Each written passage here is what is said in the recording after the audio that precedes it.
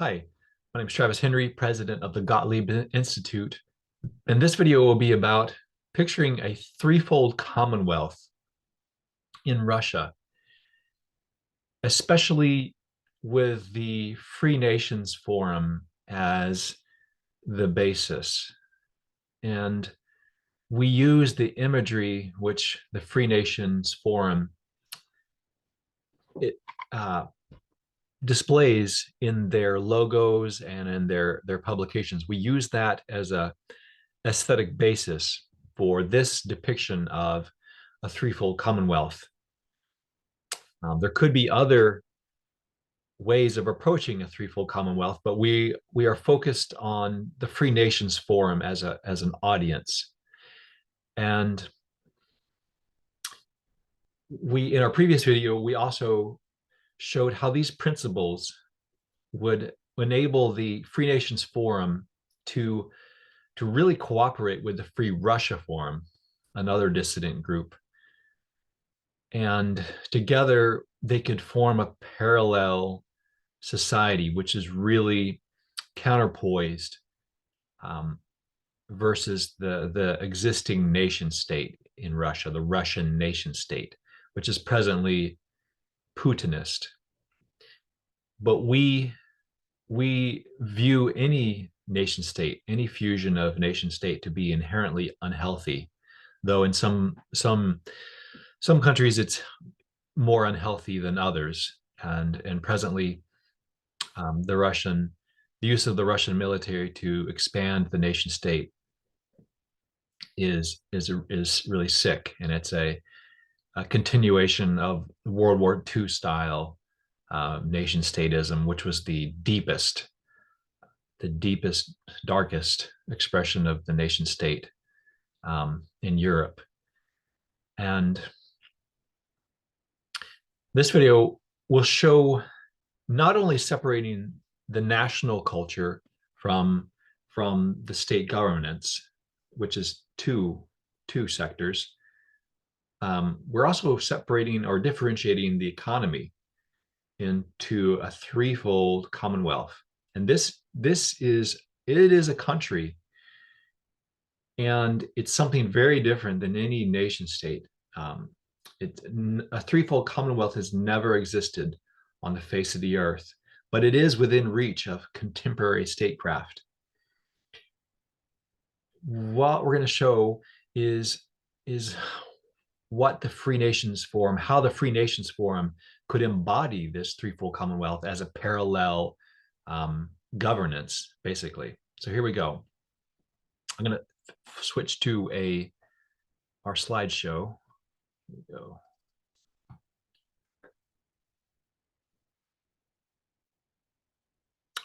All right.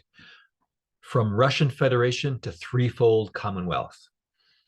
And you see down here three logos, which we've taken from the Free Nations Forum publications. On the right is the triangle of the Free Nations Forum. In the middle is a logo we've seen, or an icon we've seen used by the Free Nations Forum, showing an image, a symbol of human beings in a circle around a table as equals. And on the left, you see the outline of Russia as a land. And we put that in a square diamond. Whoops, let's back up.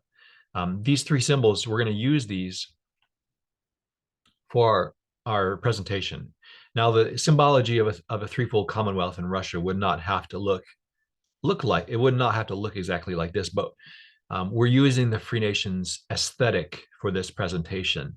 And even this outline of Russia on the left, we took this from a Free Nations publication where it was used as on a iconic map. And the Gottlieb Institute, just as an aesthetic principle, we use the triangle for the cultural symbology, the cultural flag.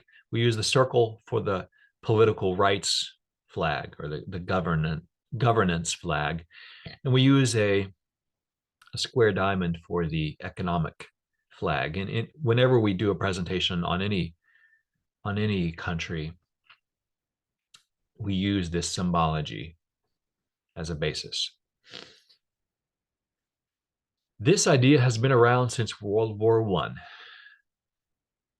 Some Austrians presented this idea and to the German leadership and also to the Austrian imperial leadership. They were both empires at the time, and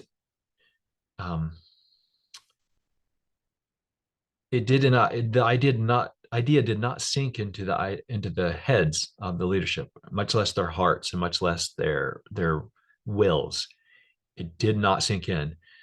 If this threefold Commonwealth idea had have sunken in, the German realm and the Austrian realm, the Austro-Hungarian realm, would have survived to the present day in a really healthy way. We and they would have skipped World War II. This threefold Commonwealth idea was presented right in the middle of World War I, and it came about through an Austrian thinker. His name's Rudolf Steiner. The ideas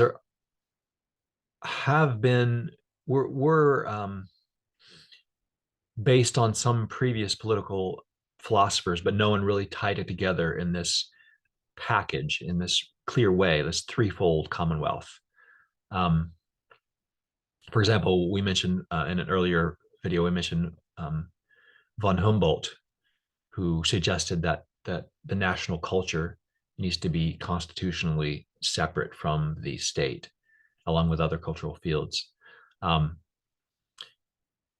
But these Austrians and took it further and also proposed a economic sector.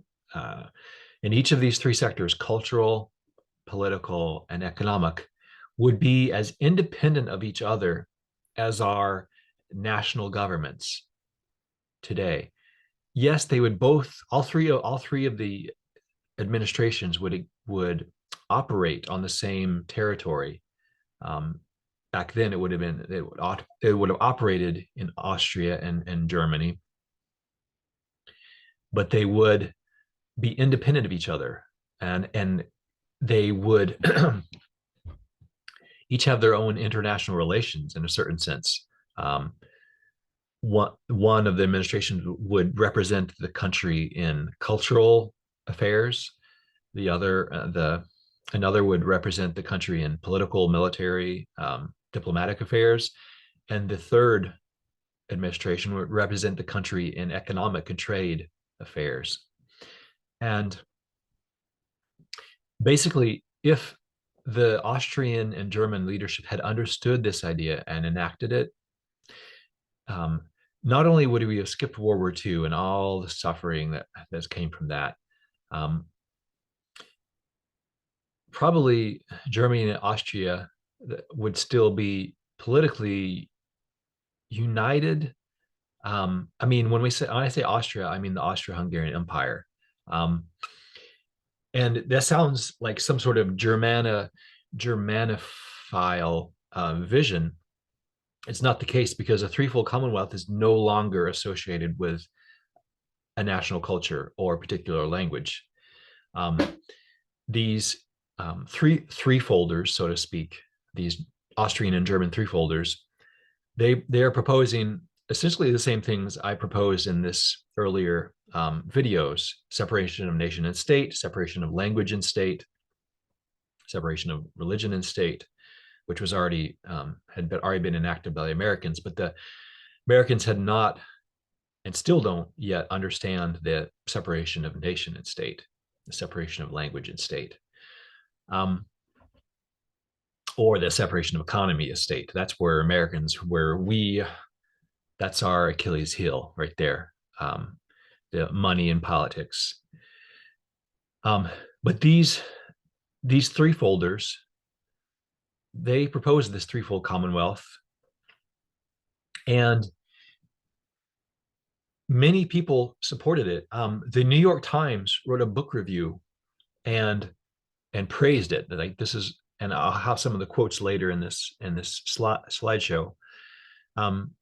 Respected journals, the American Economic Review, the University of Chicago Journal of Political Economy, all of them gave positive reviews of this proposal to make the Austro-Hungarian Empire and the German realm into one or two threefold commonwealths. And other since at that time, and also since then, various say famous people or luminaries have voiced support for these principles. There's Hilma af Klint, the Swedish artist, who has been her work was recently displayed in the Guggenheim.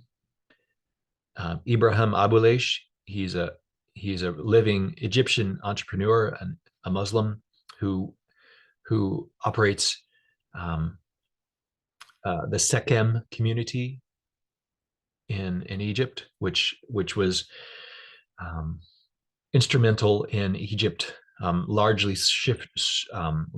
moving away from pesticides and has switched to a great degree to organic cotton because of his efforts. Owen Barfield, who was a friend of J.R.R. Tolkien and C.S. Lewis, they were all members of the Inklings literary group in England. He was a member of a threefold Commonwealth group, which tried to turn Britain, the British Empire, into a threefold Commonwealth. If the British leadership had understood this idea, the British Commonwealth would still exist in a healthy way. And I don't want you all to think that like we're all for gigantic colonial empires, but the separation of culture and state and economy, regardless of what size of scale it happens, will bring health, and will diffuse so many sick conflicts, which were inevitable in the colonialism. This would have healed those, and there would have been a way for various territories to achieve political independence if that's what they wanted. But in many cases, what people really wanted was cultural independence and equality as citizens, as individual citizens, equality within the empire, so to speak, and also economic justice and economic a humane economic reality.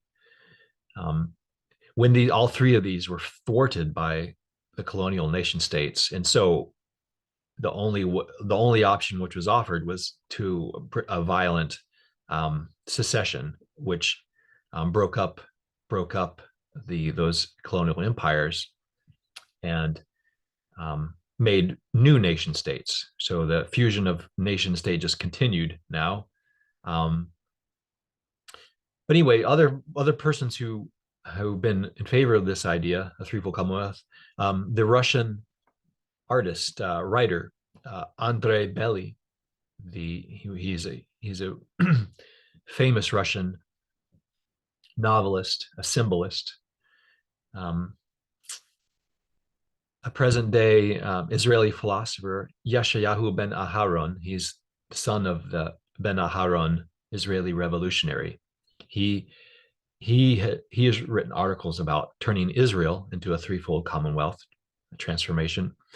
The German artist Joseph Beuys, who was one of the most renowned artists of the 20th century, and coincidentally, his artistic vision was birthed in Ukraine, in the Crimea, when his plane crashed there, and he experienced a sort of a mythical biographical experience there, which which was the basis for his artistic career. He wrote afterwards. He wrote articles, and he founded various initiatives that were explicitly for this threefold Commonwealth idea. And we can show you those those writings of his. Um, Daniel Dunlop, an Irishman who founded the World Energy Council. It's a um, it's a leading international institution these days about in regards to energy policy. He was for the threefold Commonwealth. Michael Ende, the author of the Never Ending Story fantasy novels, and it's turned into children's films. Hermann Hesse, author of the Siddhartha novel. Karl Koenig, Austrian founder of the Camp Hill Communities for Persons of Special Needs. It's a global movement. All these people have been for the threefold Commonwealth.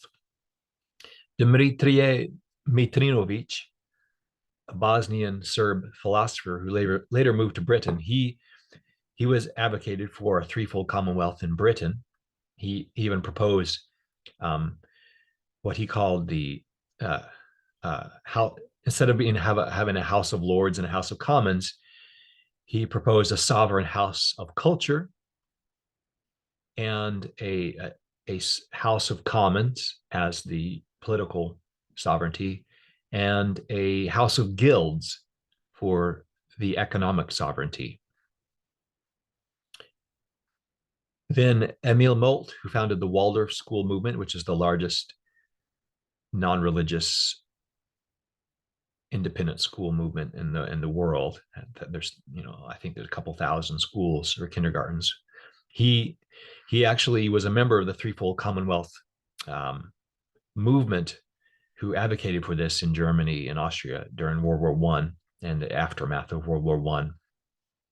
And just in fact, when they failed to bring this idea, I mean, they did bring the idea to the German chancellor and I think the Austrian chancellor. There was a Bavarian senator who also voiced this idea.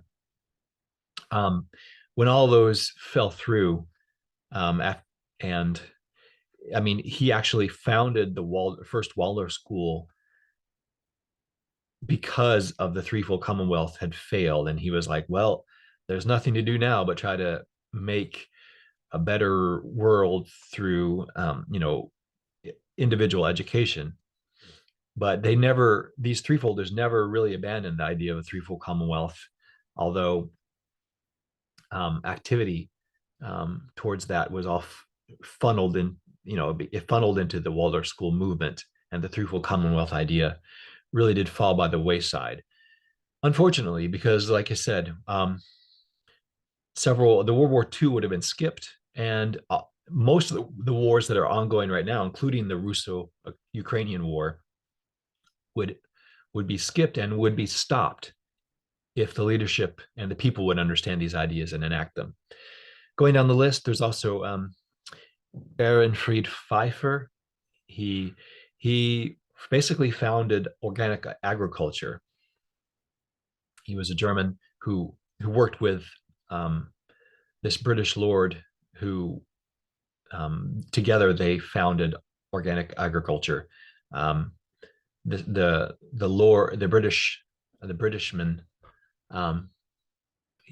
renamed it organic, but he took the principles from his friend Pfeiffer.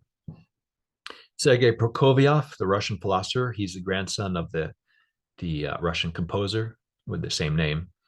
Otto Scharmer, he's a lecturer at the Massachusetts Institute of Technology, MIT, and a professor at the Tsinghua University in China. He has written about these threefold Commonwealth principles. And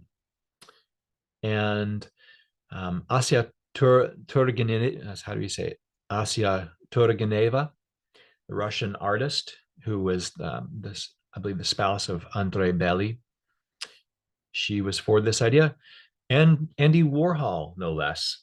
He's a Slovak ancestry, He was friends with Joseph Beuys, and when he read Joseph Beuys' articles about Joseph Beuys' vision for a threefold Commonwealth in Germany, Andy Warhol, quote, he says, "I like the politics of Beuys. He should be president."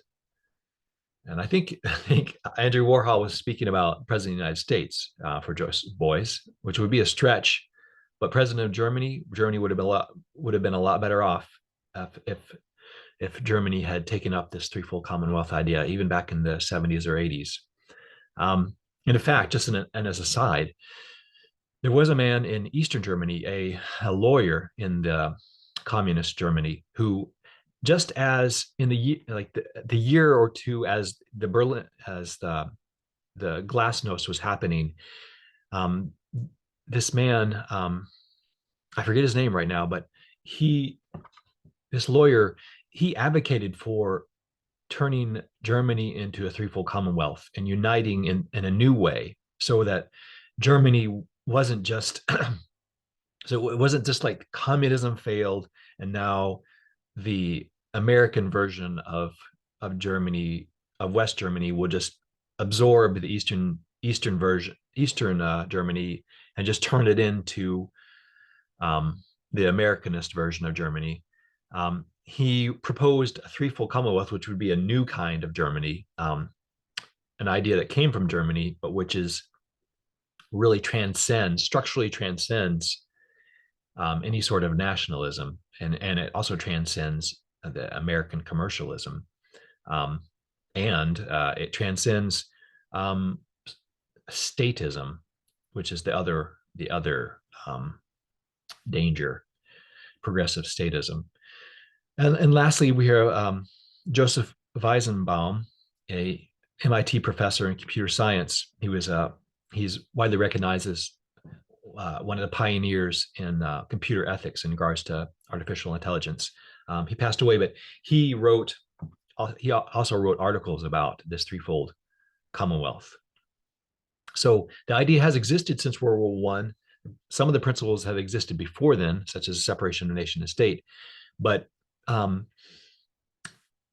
of it has been enacted. No one's really understood it. No leadership has understood it.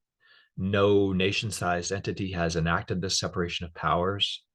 But it's the solution. I mean, it's if you understand it, constitutionally separating these three spheres into three sovereign, distinct, visible entities, each with its own leadership, with its own sort of body, its own flag, its own international relations, but cooperating with each other in a certain sense because they exist in the same land, the same territory. This is a healing solution for humanity, and we're offering this to the free nations. There was a recent article in I don't know if it was the Washington Post or some other newspaper, which was about the Free Nations Forum, and that article, as far as I recall, was like, okay, the Free Nations Forum, that's great. It needs to present a really comprehensive vision for Russia. And I participated in the Free Nations Forum number 3 in late September. This is where the slideshow came from. And I was grateful to hear the presenters and just hear their stories and hear about their cultures and peoples. And I have not seen the Free Nations Forum really step up with a comprehensive vision. Yes, of course, there's a vision for breaking up Russia into smaller nation states. And, the American leadership probably would love that and would be glad for that to happen as long, the American leadership doesn't want nuclear instability. But yeah, the Free Nations Forum have drafted some documents and some position statements. That's great. But the Gottlieb Institute, we're offering something, a really different path, and it's comprehensible, it is achievable, it is within reach of contemporary thought and statecraft. Um, Regardless of where the idea came from some Austrian thinkers or some, doesn't matter. The idea is kind of self-apparent. And if you really think it through and picture, you'll see how much um, suffering and wars will be skipped by this separation of powers. Here, the New York Times Book Review wrote about this threefold Commonwealth idea. Um, Says, threefold Commonwealth has novelty and bigness as a contribution to sociological literature. The most original contribution in a generation. The, the author has addressed himself to social problems from an unusual point of view, producing the highly interesting conception of the threefold Commonwealth. Interesting is used as a word of praise, not of disparagement. The book contains much analysis and characterization of modern society that is shrewd, pungent, and just. The conception of the threefold Commonwealth is noble, a little aloof in its mighty grandeur. It is almost presumptuous in its scope and magnitude. It is a conception, nevertheless, worthy of man, worthy of humanity. That's New York Times Book Review in regards to the threefold Commonwealth book, which was published during or near the end of World War I. And we're now proposing it as a way to sidestep World War III. Now we're not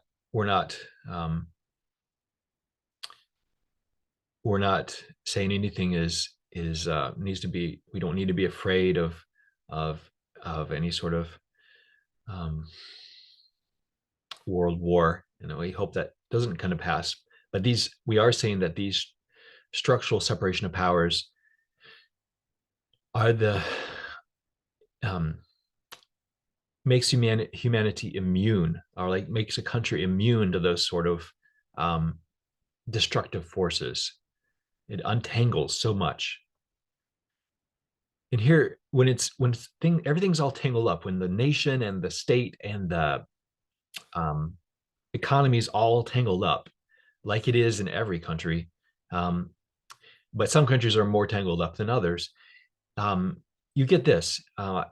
We took this illustration from an artist, and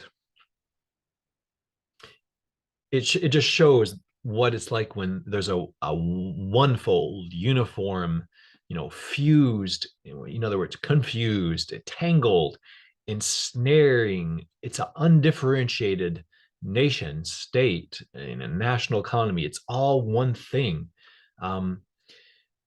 You have a sick, dead, anti-human blob, the blobby thing. That's what the Russian nation state is, and that's what Putinism is. This illustration shows it so picturesquely. You could draw a different but similar illustration for the United States. It has a different kind of sickness, but the same fusions,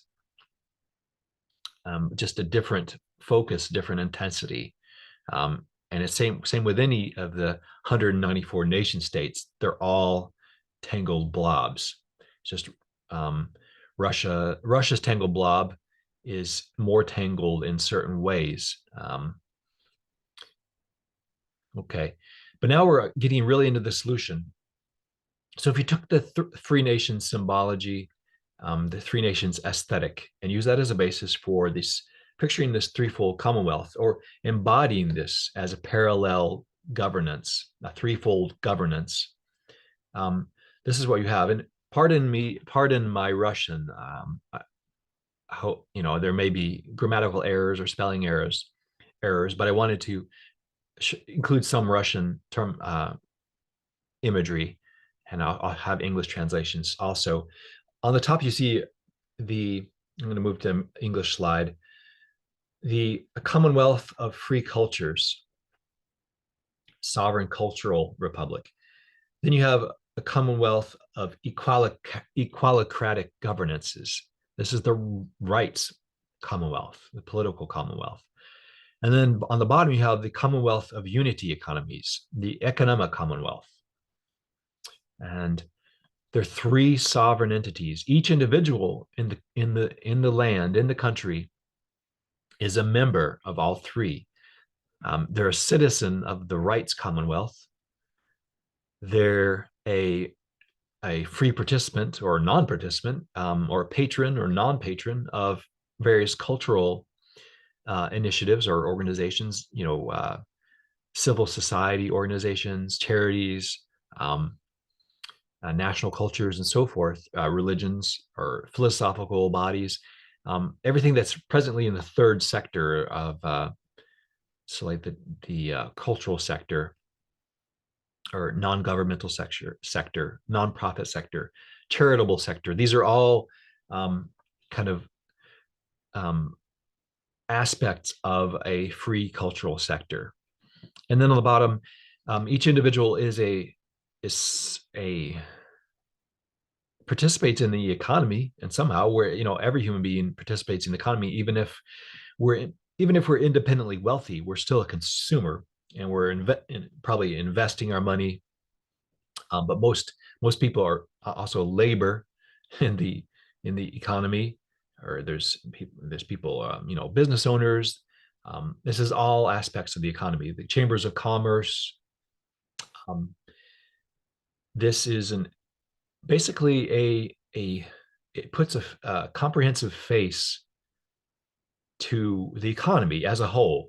It's not a governmentalized economy. It's like a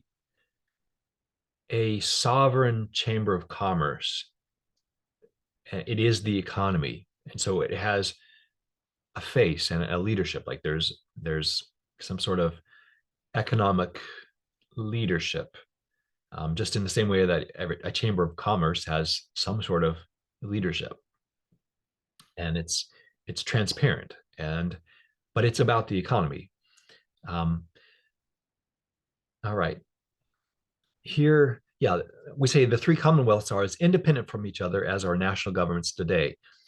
In addition to that, each of the three commonwealths has their own administrative bodies at all scales, from municipal, district, area, and the commonwealth as a whole. So, for example, let's say the city of Moscow, there'd be the Moscow Cultural Council, the Moscow Rights Assembly, and the Moscow Economic Forum. And all the way down to let's say the federal or Commonwealth level, there'd be this cultural council, sovereign cultural council throughout what's now Russia, a rights assembly, kind of the successor to the Russian Duma. There'd be the economic forum, sovereign chamber of commerce throughout Russia. Notice that we don't use the word Russia in the names of these sovereign entities. The threefold Commonwealth doesn't have the word Russia in it. In Russian, something like Troist Vednoye Sod Rujestvo.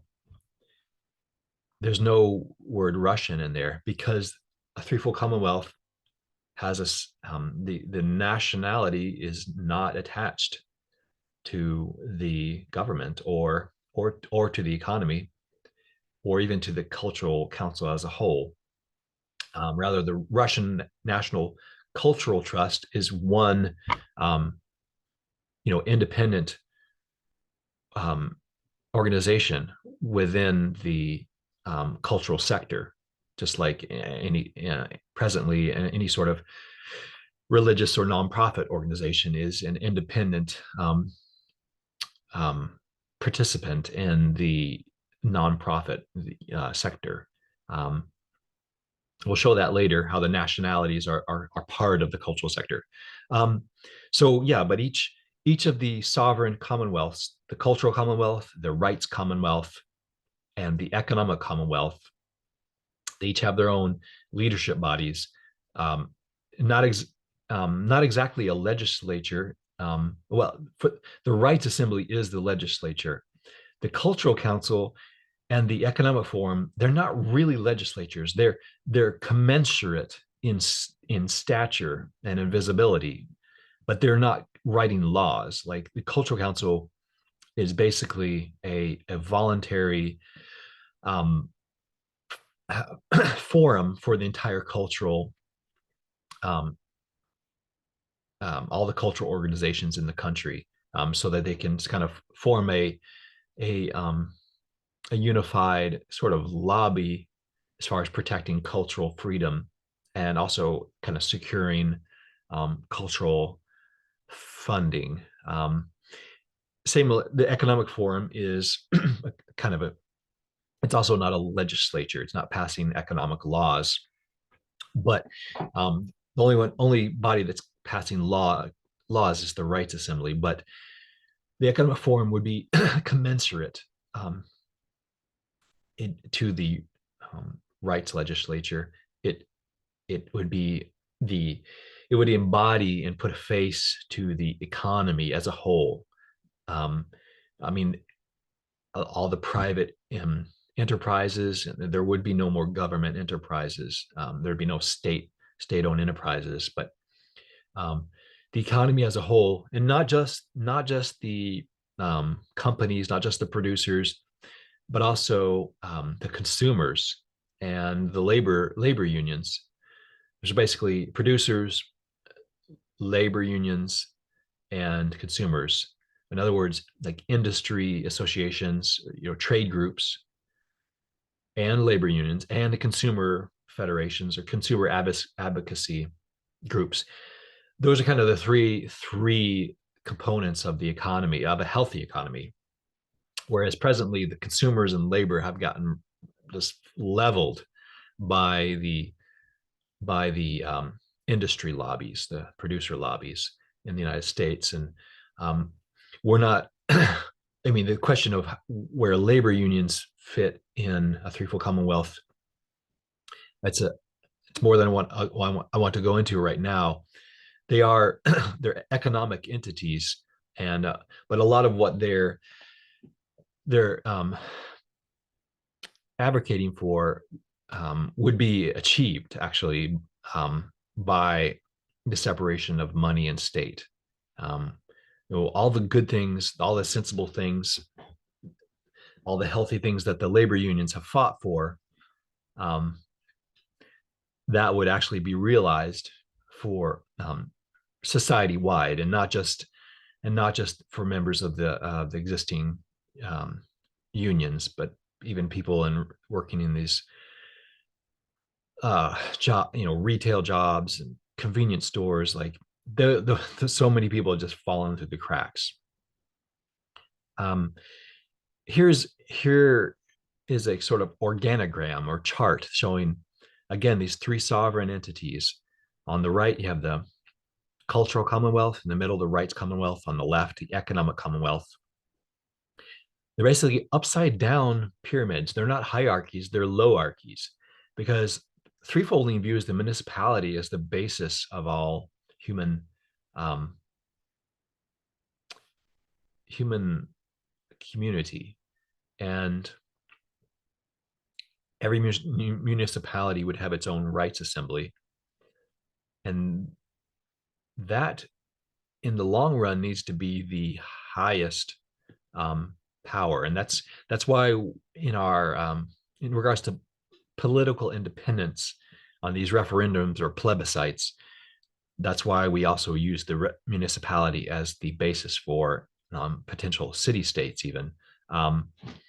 But this particular presentation, now we're showing what Russia would look like as a whole without breaking it up, what it would look like as threefold commonwealth.